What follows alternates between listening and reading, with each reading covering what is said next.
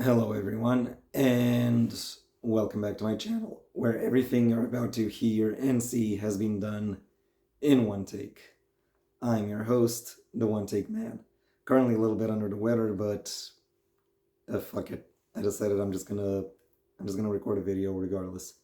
And welcome once again to Daft Punk Month 4, where which sees me listen to and review the remix albums of the titular French house duo. For today's video, as the title of this video will have already given away, I will be talking about Human After All remixes.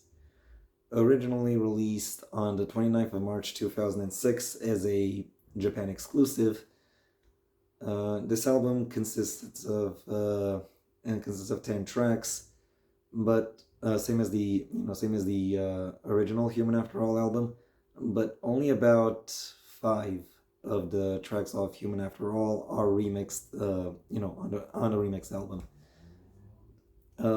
Plenty of which more than once.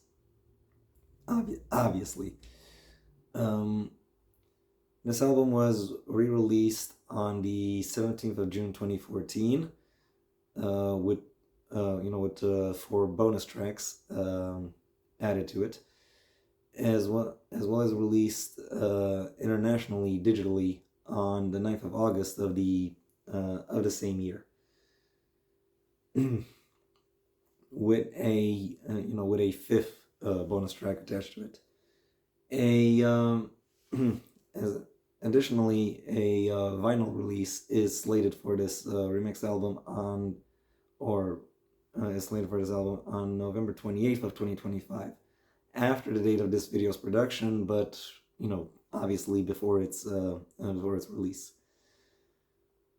I don't exactly know what tracks will be on the vinyl album, because no track listing has been published, and I don't exactly have a review copy with me or a vinyl player, but that's beside the point. I also want to know how come Japan gets a lot of bonus tracks and exclusives. I do have to wonder what it is exactly about their particular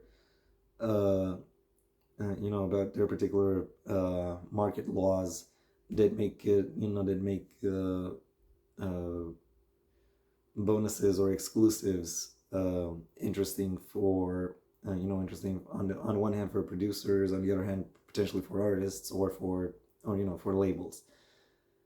But I don't know the answer to that. I don't know the answer to that, nor is that particularly relevant when it comes to the topic of this video, which is the quality of this album. And my impressions in summary when it comes to this album are, it is very much a mixed bag, and more so than probably anything else that was made either by or about Daft Punk that I can really that I've been able to talk about so far. Because while there are moments from this album that provide for some level of insight, and some that are ultimately quite fun, I do unfortunately find that not everything on this album really works as well as it could have. Ultimately, leaving it with plenty of unfulfilled potential. And now that I've covered the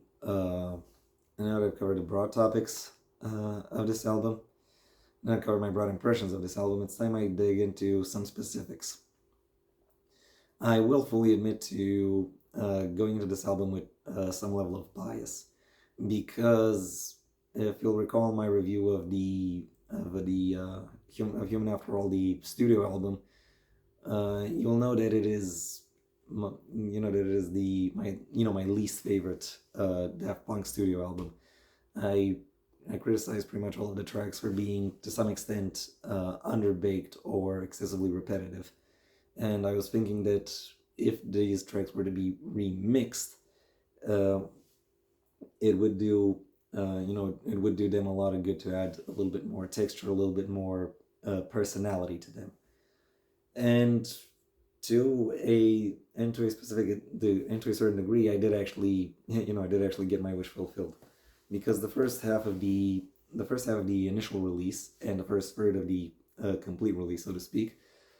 So the first 5 tracks are are all remixed by different people and are all different tracks, and all of these remixes do add plenty of flair to the album, both in the ways in which they interact with each other and in the ways in which their elements counterpose each other, so to speak, leading to some very interesting, if not entirely memorable, interplay. The standout songs of this section, or the standout tracks of this section, are undeniably the first and the second tracks, remixes of Robot Rock and Human After All, respectively, which which do a great job at creating counterplay between the original beat and the new beat, thereby giving this album something very something quite interesting to delve into, and making for an enriching listening experience. Admittedly, this section of this album also has a disappointment, and that is the 4th track, a remix of The Brainwasher. If you'll remember my review of the bass album, the studio album for Human After All, you'll recall that I mentioned Brainwasher is actually one of the highlights of that album, and I don't think this album handles it particularly well. What I mean by that is, I think it is labeled as a horror house dub, but I can't really say that the vibe this remix is going for is necessarily a horror one. But if it is intended to be a horror one, it pretty much goes into that by trying to make the piece slow and therefore creepy and potentially gothic as well, which I have to say doesn't really work with the strengths of the original track, which was much more fast paced and constantly sounded like it was at the brink of chaos, of absolute anthropic decay, of falling apart. And even though I could argue that setup also allows for some level of horror. The second half of the initial album consists primarily of remixes of Human After All and Technologic. And I have to say, I do very much understand why that choice has been made, because Human After All is not just the title track, it is the thesis statement of this album. And Technologic has a very simple but very distinctive driving beat, which can play very well with other beats if it is mixed effectively. And I have to say that while these remixes are well produced, and even though they do hold my attention as they are being played, I unfortunately do not find these tracks to be as compelling as the ones in the first half. They just kind of ring out. They just kind of ring out. Not really. You're not really finding that second leg that would really allow them to build their own sonic identity.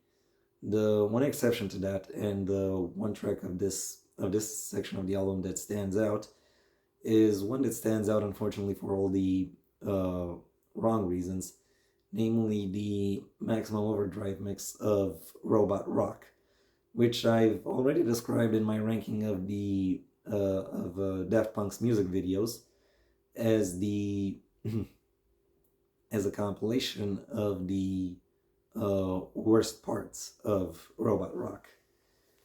And if I were to dig into the bonus tracks, well, they are, they are even less memorable and even less interesting to really listen to, because there isn't really much to listen to, nothing to really nothing to really hold on to.